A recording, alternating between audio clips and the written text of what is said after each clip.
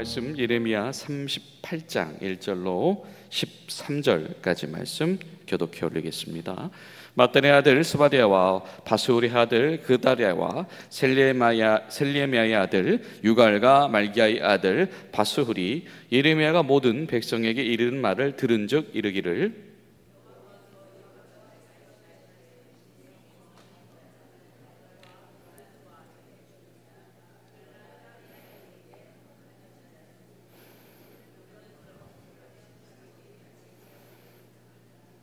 여호와께서 이와 같이 말씀하시느니라. 이 성에서 반드시 바벨론의 왕의 군대의 손에 넘어가리니 그가 차지하리라 하셨다 하는지라.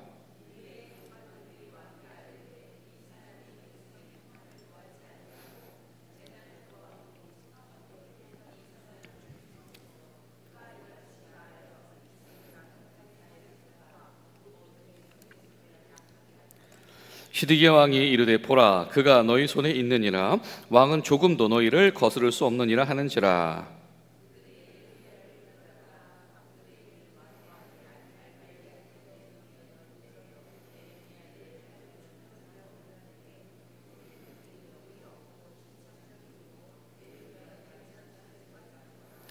왕궁 내시 구수인 에벨멜렉이 그들이 예레미야를 구덩이에 던져 넣었음을 들으니라. 그때에 왕이 베냐민 문에 앉았더니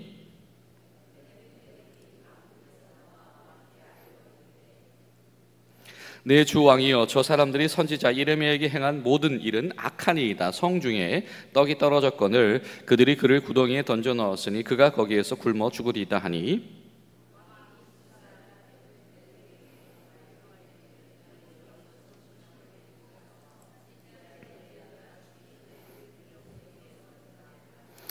에베멜렉이 사람들을 데리고 왕궁 국관 및 방에 들어가서 거기에서 헝겊과 낡은 옷을 가져다가 그것을 구덩이에 있는 예레미야에게 밧줄로 내리며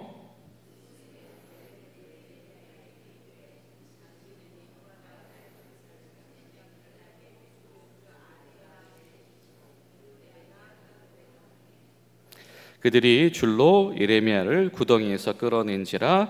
예레미야가 쉬되 뜰에 머무니라. 아멘. 오늘도 섭리하신 하나님 가운데서 승리하시는 복된 하루 되시기를 간절히 소망합니다. 예레미야는 계속해서 하나님께서 주신 역할과 사명을 수행해 나가죠. 오늘 말씀을 보면 참 의미심장한 메시지를 선포합니다. 늘상 지금 들어오고 있는 유다에 대한 심판에 대한 메시지인데요, 이런 표현이 등장을 하죠. 2절에 보면 그러나 갈대아인에게 항복하는 자는 살리니 그는 노량물 어둠같이 자기 목숨을 건지리라. 사실 이 말은 앞뒤가 맞지가 않지요. 무엇입니까? 노량물은 무엇입니까? 그렇죠. 전쟁에서 싸워서 이긴 사람들이 전쟁의 대가로 또 전쟁에 자신이 소모했던 모든 것에 대한 보상으로 차지하는 것이 노량물이잖아요. 노량물은 이 승리한 사람들이 가져가는 것입니다. 그런데 하나님께서 예레미야를 통해서 주는 메시지는 뭐냐면, 저 갈대아인들, 저 바벨론 왕의 군대에게 항복해라, 굴복해라, 그들과 맞서 싸우지 말아라 라고 하면서 어떻게 하냐면, 그러면 노량물을 얻듯이 목숨을 보존하리라. 하나님 앞에서 지금 이 바벨론에게 당하는 이 참패가 결코 이것이 종말의 때가 아닌 것이며, 하나님 앞에서 이 바벨론에게 당하는 이 굴욕이라고 하는 것이 때로는 하나님 앞에서 하나님께서 회복시킬 이 새로운 세대의 책임을 짊어지게 될 수 있는 또 다른 기회장이 되어진다라고 하는 것이죠. 이것은 믿음의 눈이 아니고서는 바라볼 수 없는 일입니다. 어떻게 패배하는 것, 굴복당하는 것을 노량물 얻듯이 목숨을 건진다라고 하는 표현을 쓸까? 이거 하나님께서 놀리시는 거 아닌가? 지금 사람들은 어떤 판단을 하고 있습니까? 누구 집에 누구 집에 누구는 할 것 없이 딱 그 말 들어보니까, 예레미야를 들으니까 이 말은 뭐죠? 반역행위다라고 간주한 겁니다. 반민족행위다라고 간주한 겁니다. 그리고 이들이 굉장히 나름대로 합리적인 방안을 도출하려고 노력을 했어요. 그래서 지금 뭐라고 합니까? 예레미야 이런 행위가 어떤 것에 영향을 미친다고 말하죠? 4절에 보니까 그렇습니다. 군대의 사기에 영향을 미친다. 그러니까 이것은 반드시 처벌해야 될 사유다라고 하는 겁니다.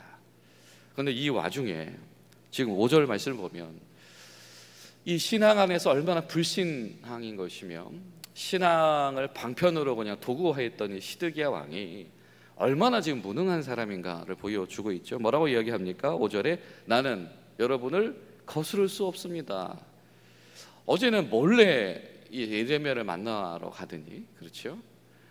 오늘은 뭐라고 합니까? 너희를 거스를 수 없다. 지금 아주 이 대신들의 등살에 이렇게 휘둘리던 왕이 이제는 관리들, 이런저런 관리들의 등살에도 굉장히 위축되어져 있다라고 하는 것이죠. 자, 상황이 이제 여기까지 왔으면 예레미야는 정말 절망적인 이 상황이 된 것입니다. 개인적으로는 그렇죠. 아마 이 왕의 무기력함이 다른 의미가 아니고 자신의 이 삶이 위기에 처한 이때에 어떤 이 도움과 희망도 보이지 않는다라고 하는 이 무기력함으로 아마 변질될 수 있는 상황일 겁니다. 근데 바로 그때에 예레미야는 하나님께서 세우신 사람, 하나님께서 임명하신 사람이다라는 표현을 가지고 있었는데요. 우리가 성경을 읽다 보면 예레미야가 이 가끔씩 곳곳에서 이 도움의 손길을 받을 때가 있죠. 예레미야에게 진짜 이 친구로 등장하는 사람들이 있습니다. 바룩 같은 사람들이 있었던 것처럼 갑자기 등장하는 사람이 한 명이 있습니다. 누구죠? 오늘 말씀 속에 등장하는 에벤멜렉이라고 하는 사람입니다. 그런데 이 사람은 어떤 사람이래요? 관리는 관리인데 어떤 관리입니까? 외국인입니다. 구스인, 에티오피아 출신의 관리가 어떻게 지금 그 유다 왕국에서 일하게 되었는지 모르겠으나 아마 어떤 교류 관계 속에서 그 지위를 가지고 있었겠지요. 그런데 그 사람이 지금 발벗고 나선 겁니다. 예레미야의 소식을 듣고 지금 왕도 어떻게 하지 못하는 이 분위기 속에서 예레미야를 살리기 위해서 뛰어드는 정말 목숨을 거는 이 손길이 있었다라고 하는 것이죠. 그래서 그가 왕을 감동시키고 왕이 그 말에 용기를 얻어서 이제는 뭡니까? 구스 사람이 선지자처럼 활동을 하는 거예요. 갑자기 이 시드기야가 지금 뭐라고 얘기하죠? 선지자 예레미야를 살려줘라 라고 이야기를 제가 곰곰이 생각을 했어요. 시드기야가 이 사람 왜 이러지? 라고 생각을 했는데 아마 이 유다의 위기 가운데서 이 왕권을 맡았던 시드기야가 굉장히 뭐라 그럴까요? 마음이 약했던 것 같고 지푸라기라도 잡고 싶은 심정이 굉장히 많았던겠구나 이런 생각을 합니다. 그러니까 이 주변 사람들에게 이렇게 눈치 보고 휘둘리고 왕이 이럴 일이 아닌데 그리고 갑자기 뭐 기도해달라고 그러다가 또 뭐 집회를 했다가 또 사람들도 풀어졌다가 또 중간 대신들이 그럴 필요 없다고 하니까 그 말 이기지 못했다고 왔다 갔다 하던 사람이 갑자기 하나님의 선지자를 살려주시오 이 말을 하더라라고 하는 것이죠. 야, 이게 얼마나 취약한 상황 속에 있는 왕인가. 왕이 아무것도 하지 못합니다. 그런데요, 여러분 오늘 말씀 속에 이 에비멜렉은 성경에 참 이런 표현을 쓰다니 굉장히 놀라웠어요. 뭡니까? 자, 그 진흙 구덩이에 빠져 있는 이 사람을 예레미야를 꺼내기 위해서 어떻게 하죠? 이 사람들도 데려갈 뿐만이 아니라 이 뭐죠? 줄로 매서 달아맬 것을 가져가는데 12절에 보니까 어떻게 합니까? 줄을 맬 때 그냥 매라고 하나요? 아니죠. 어떻게 매라고 합니까?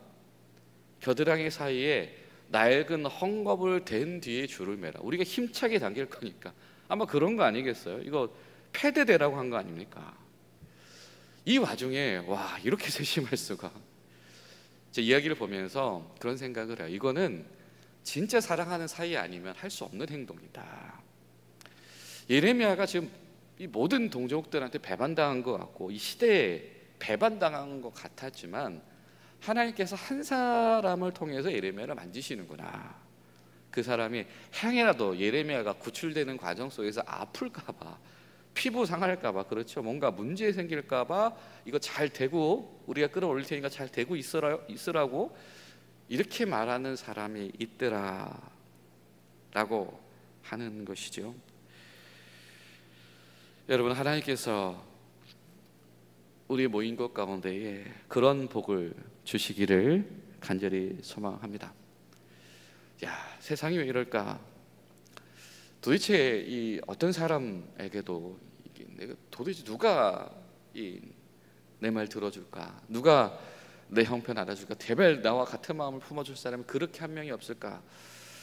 라고 하는 이 무기력, 또 절망, 이런 일들이 찾아올 지경에 하나님께서 속살을 상할까 봐 그것까지 세심하게 살펴주는, 정말로 마음을 아끼고 진정한 사랑과 우정을 나누고 그를 위해서 정말 목숨을 걸 수 있는, 예수님도 말씀하셨잖아요. 친구는 뭐 한다고요? 사랑하는 이를 위하여서 목숨을 거는 것이 친구다. 예수님께서도 말씀하셨는데, 여러분, 그런 믿음의 친구, 믿음의 동역, 믿음 안에서의 참된 우정이 하나하나 쌓여져가는 우리 복된 교회 성도들 되시기를 예수님의 이름으로 간절히 소망합니다.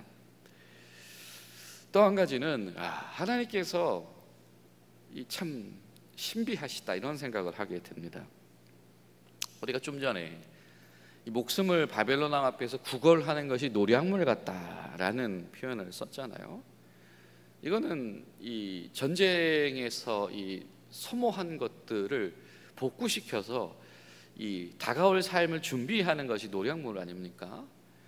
그런데 하나님은 이렇게 미래를 늘 준비하게 하시는 하나님이시다라고 하는 것이죠. 그런 맥락에서 하나님께서 지금 바벨론의 편을 들어서 유다 왕국을 침공하게 하신 것은 분명히 이것은 미래를 준비하게 하시기 위한 사건이었는데, 그 하나님께서 이 예레미야를 이 구덩이에서 건져내시기 위해서 이 구스 사람 에티오피아의 관리를 유대 땅에 이미 보내셨었구나, 이런 생각을 하게 되어집니다. 그럼 이것이 단순히 그냥 목숨을 나는 우정을 넘어서는 일인 것이죠. 하나님께서 불러내신 사람, 하나님께서 예수님 앞에 세례 요한을 불러내셨듯이 하나님께서 엘리사 앞에 엘리야를 불러내셨듯이 하나님께서 미리 이렇게 준비시켜 나가시더라라고 하는 것이죠.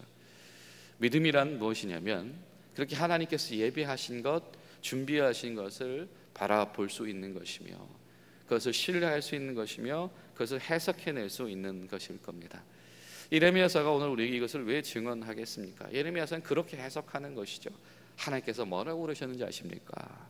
하나님께서 목숨을 구걸하는 것을, 이것을 노량물이라고 하셨습니다. 하나님께서 뭐라고 말씀하셨는지 아십니까? 에티오피아의 관리가 미리 와 있어서 예레미야와 마음의 우정을 나누고 있었다라고 말씀하십니다. 여러분, 성경은 이 교회들에게 그 메시지를 전달해 주고 싶으신 줄로 믿습니다. 여러분, 그 우정이 그냥 쌓여져 있는 것이 아니겠죠.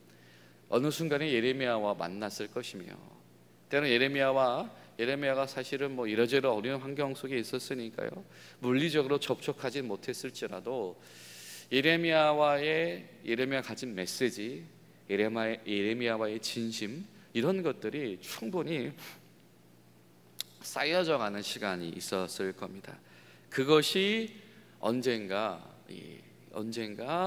이 하나님께서 예비하신 손길로 사용되어지더라.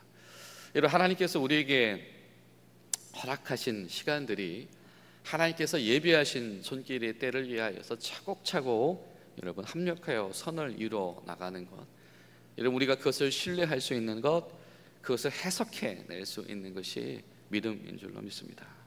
오늘 기도하실 때 하나님 우리에게 믿음을 주시옵소서.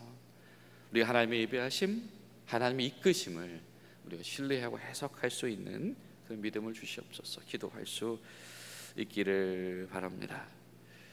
자, 여러분 마지막으로 한 가지 더 볼 것은 이 시드기야가 지금 어디에 지금 가 있죠? 지금 이 에벤멜렉에게 이 구출을 지시를 하면서 지금 그는 어디가 있습니까? 7절에 보니까 어디가 있죠? 베냐민 문에 앉아 있더라. 자, 이 베냐민 그를 향해서 나 있는 문이겠죠. 자, 베냐민 문에 이르렀을 때에 예레미야가 들었던 이 베냐민 지파 사람인 베냐민 지파의 출신의 레위인 제사장인 예레미야가 들었던 이야기는 무엇입니까? 이 적들에게 투항하러 간다라고 하는 그 혐의를 뒤집어 쓴 겁니다. 자, 시드기야가 그 방향을 바라보면서 무슨 생각을 했을까? 시드기야도 분명히 알았죠. 그냥 저길로 간 건데, 이 문을 나서서 그 베냐민 지파 땅으로 가는 것이 그냥 저길로 간 건데 분명히 알고 있지요. 그러나 이것을 말을 만들기 좋아하는 사람들은 그의 발언을 보호하고 그의 어떤 행동 경향성을 분석했더니 이것은 반역행위인 것이며 그의 반역행위가 군사들의 사계를 떨어뜨린다 라고 하는 어떤 이 시대의 어떤 타당성을 가질 만한, 지지를 받을 만한 그런 주장을 할 때에 무기력하게 왕은 그냥 그것에 걸터 앉아서 구경만 할 수밖에 없더라라고 하는 것이죠. 하나님께서 기름 부으셔서 세움을 받게 하셨다라고 하는 사람이 왕일 텐데, 사실 이 시드기야 왕이 왕위로 옹립할 때를 보면 이 시드기야 왕은 바벨론에 의해서 세워진 왕이잖아요. 그러니까 기쁨으로 하나님 앞에서 기름 부음 받고 왕으로 추대되고 그런 사실은 입장이 되지 못했을 겁니다. 그런 시드기야에게 항상 이 예레미야의 메시지는 굉장히 두려움의 대상이었을 거예요. 아니, 그래서 내가 원해서 왕이 된 것도 아닌데, 근데 어쨌든 왕이 됐으니까 왕으로서 역할도 하고 사람들한테 리더십도 세우고 또 여러 가지 일도 해야 되는데, 요시야 때부터 활동했던 이 예레미야라고 하는 사람이 와서 맨날 한다는 말이 저 굴복하라고, 굴종당하게 될 거라고 이런 말을 하니 얼마나 그 마음이 상했겠어요. 그런데 또 예레미야의 말과 행보들과 지금까지 함께 하신 하나님을 보니 그를 또 부인하지도 못하겠고 이런 상황들 가운데 있는 겁니다. 그때 왕은 뭐하고 있었냐면 그 문틈에 앉아서 무기력하게 그냥 바라만 보고 있었다라고 하는 것이죠.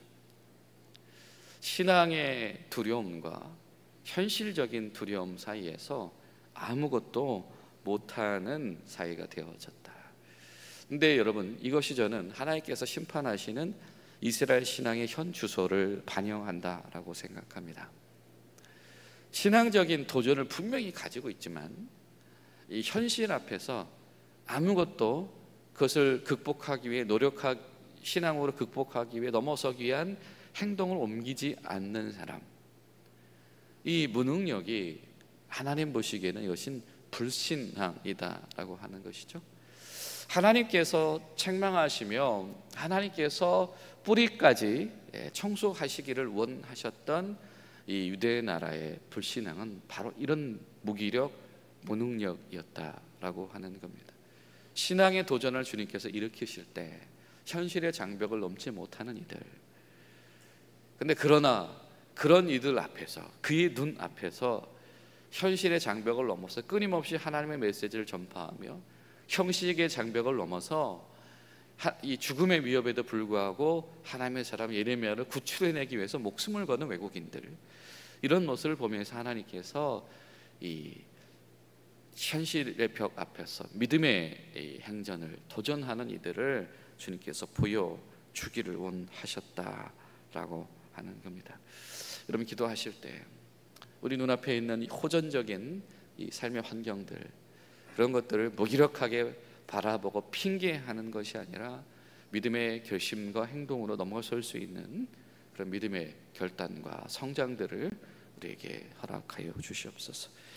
그런 마음으로 기도하며 나아가시는 복된 하루 되시기를 예수님의 이름으로 축복합니다. 기도하시겠습니다. 좋으신 하나님, 오늘도 주님의 살아계심을 의지하며 저희들이 함께 처음 시간을 주님 앞에서 드립니다. 하나님, 하늘의 문을 여시고 우리에게 믿음을 더하여 주시사 하나님, 우리 가운데에 참된 믿음의 역사와 도전을 감당해낼 수 있는 그런 은혜를 허락하여 주시옵소서. 예수님의 이름으로 기도하옵나이다.